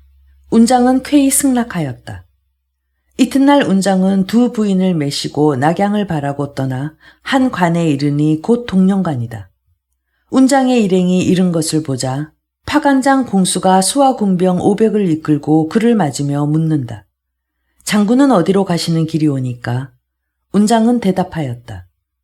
승상께 하직을 고하고 하북으로 형님을 뵈러 가는 길이외다. 하북 원소는 곧 조승상의 적이라 장군이 그리로 가신다면 필시 승상의 문빙을 가지셨겠습니다 그려. 원체 갈 길이 바빠서 미처 얻지 못하였소이다. 문빙이 없으시다면 사람을 보내어 승상께 품할 동안 이곳에 머물러 계셔야만 할까 보이다. 갈 길이 바쁜데 언제 그걸 기다리고 있으란 말씀이오. 그래도 정한 법도가 있어서 어찌할 수 없소이다. 그럼 이대로는 나를 못 보내주겠단 말이오. 운장의 언성이 저도 모르게 높아지자 공수는 비웃는 듯 한마디 한다. 정 나가고 싶거든 두 부인을 인질로 여기 두시구려. 그 무례한 말에 운장은 노하였다. 곧 말을 채쳐 달려들자 한 칼에 공수를 베어 말 아래 거꾸러뜨리고 운장은 어지러이 도망가는 군사들을 향하여 큰 소리로 외쳤다. 내 부득이하여 공수를 죽였거니와 너희들은 아무 상관없는 일이니 부디 조승상께 말씀을 올리되 공수가 심히 무례하여 내가 어쩔 수 없이 죽였다고 하여라. 군사들이 모두 말 앞에 부복한다. 당부하기를 마치자 운장은 즉시 두 부인을 수레에 매시고 관을 나서 낙양을 바라고 나아갔다. 낙양태수 한복은 이 소식을 전하여 듣자 크게 놀랐다. 급히 수하장수들을 모아놓고 상의하니 아장 맹탄이 나서서 말한다. 관우가 하북으로 갔다 하여 승상의 문빙을 갖지 않았다 하니 이는 제가 사사로이 가는 길이라 만약 막지 않는다면 반드시 우리가 죄책을 받을 것이 아니겠습니까? 한복이 말한다. 그는 그러하나 간우가 원체 천하맹장이라 알량문추도 모두 그 손에 죽은 터에 우리가 무슨 수로 저를 막아본단 말인고. 힘으로 싸울 수는 없으니 계교를 써서 사로잡도록 하여야 합니다. 먼저 녹각으로 강구를 둘러막은 뒤에 관우 일행이 이르거든 소장이 군사를 거느리고 나가서 싸우다가 거집해하여 돌아오면 제가 반드시 뒤를 쫓아 들어올 것입니다. 그때 장군은 관문 안에 숨어 계시다가 화살을 쏘아서 맞추십시오. 말에서 떨어지는 대로 곧 사로잡아 허도로 올려보내면 승상께서 반드시 상을 후히 내리실 것이 아니겠습니까? 의논이 정하여졌을 때 사람이 들어와 고하되 관웅장 일행이 이미 관 앞에 이르렀다고 한다. 한복은 곧 군사 일천을 내어 관 앞에 벌려 세운 다음 화살통을 메고 말에 올라 앞으로 나갔다. 오는 사람이 누구요? 운장은 말 위에서 예를 표하고 대답하였다. 나는 한수종우 간우로 형님을 뵈러 하북으로 가는 길이요. 조승상의 허가증을 가지셨소. 길이 바빠서 미처 못 얻었소. 내 승상의 명을 받들고 이곳을 지켜 살피는 터라 만약에 허가증이 없다 하면 이는 사사로이 도망하려 가는 것이니 이곳을 나갈 생각은 아예 마시오. 관운장은 노하였다. 동령간의 공수도 그러다가 내 손에 죽었느니라. 내 또한 죽고 싶어서 이러느냐. 한복은 좌우를 돌아보고 외쳤다. 누가 나가서 저놈을 사로잡을꼬. 말이 떨어지자 맹탄이 곧 쌍도를 휘두르며 내달린다. 운장은 수레를 뒤로 물린 다음에 마주 달려들어 서로 어우러져 싸우기 삼합이 못되어 맹탄은 문득 말머리를 획 돌려 달아난다. 태수와 미리 맞춰두었던 대로 관운장을 관 앞까지 꼬이려고 한 것이다. 그러나 적토마는 빨랐다. 맹탄이 미처 관 앞에 이르기 전에 운장은 벌써 따라 이르러 한 칼에 그를 베어 땅에 떨어뜨리고 말머리를 돌려 서서히 돌아간다. 관문 안에서 화살을 먹여 들고 있던 한복이 이때를 놓치지 않고 활을 힘껏 당겨 깍지손을 뚝 떼었다. 시위를 떠난 화살이 바로 운장의 왼편 팔에 깊이 꽂힌다. 운장이 입으로 화살을 물어뽑자 상처로부터 피가 흘러서 멎을 줄을 모른다. 운장은 그대로 말을 몰아 간 앞으로 지쳐 들어갔다. 한복수와의 군졸들이 그 위험에 놀라 모두 흩어져서 길을 비킨다. 운장은 청룡도를 높이 들고 바로 한복에게로 달려들어 미처 그가 손을 놀릴 사이도 없이 한 칼에 머리를 베어 말 아래 떨어뜨렸다. 상처에서는 그대로 피가 흐른다. 천을 찢어서 상처를 동여맨 다음에 운장은 수레를 메시고 관을 나서 그대로 밤을 도와 기수관으로 향하였다.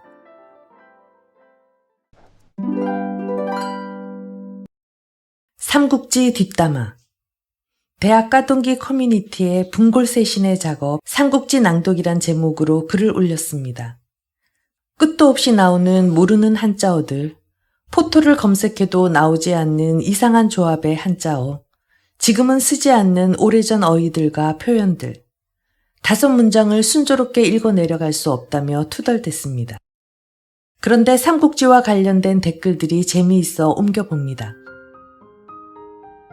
1대1 무공 누가 최고냐?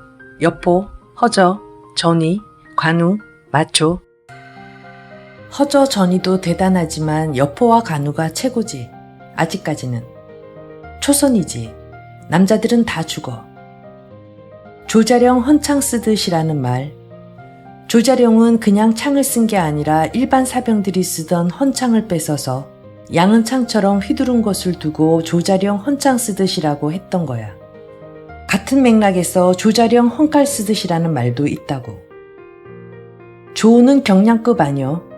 삼국지 후반으로 가면 장비, 관우, 조조, 유비가 차례로 죽고 조자룡이 홀로 남아 제갈량과 함께 스토리를 이끈다. 절대 경량급 아님. 조자룡 경량급 아님. 오히려 탁월한 스피드가 전장에선 더 중요. 유비, 관우, 장비의 멍청한 아들들 데리고 제갈량과 함께 전쟁과 국사를 다 치르다 죽음. 주군에 대한 의리 짱. 삼국지의 모든 호걸 중 매력도는 제갈량과 조조 다음 3위 정도로 봄. 개인적으로. 게다가 걔는 너무 멋져 불어. 완벽한 무사라자녀. 그러네. 근데 왜 내 기억에 조자룡은 날렵하고 다부진 수색대 조교 같은 이미지로 입력되었지? 덧붙여 조조는 신분과 출신을 고려하지 않고 인재 등용했다. 이거 옛날에 정말 힘든 거임. 인재들이 끝없이 몰려들었다. 관우 끝까지 등용하려다 실패. 그리고 조조가 글을 잘 썼다. 시가 표현이 직접적이고 인생 뭐 있나 술이나 마시자 이런 시들인데 200이 최고라 평가했어. 신도시 건설, 군봉대라는 누각, 둔전제 실시, 농사개혁, 인민의 기아 해결 등으로 농민이 토지에 안착하게 만들었다. 전략가이자 민주적 군사정치 지도자지. 가능이 아니다. 이문열 평전에는 조조를 높게 평가하고 있지. 근데 인재 등용에 있어서 조조의 사람 욕심은 정말 대단해. 인재를 얼마나 탐내고 사랑하는지 몰라. 근데 그 시대에 신분을 가리지 않고 인재를 등용했다는 건 정말 쉽지 않은 일이야. 온몸으로 인재를 아끼고 사랑하더라고. 맞아. 그게 진정한 애민이지. 게다가 능력도 제일 나아. 제갈량도 일을 잘했으나 그의 단점은 모든 사소한 일까지 다 챙긴 것. 동사무소에서 할 일까지 다 챙겨서 결제 서류가 맨날 쌓여 있다가 그거 처리하다 치이고 말지.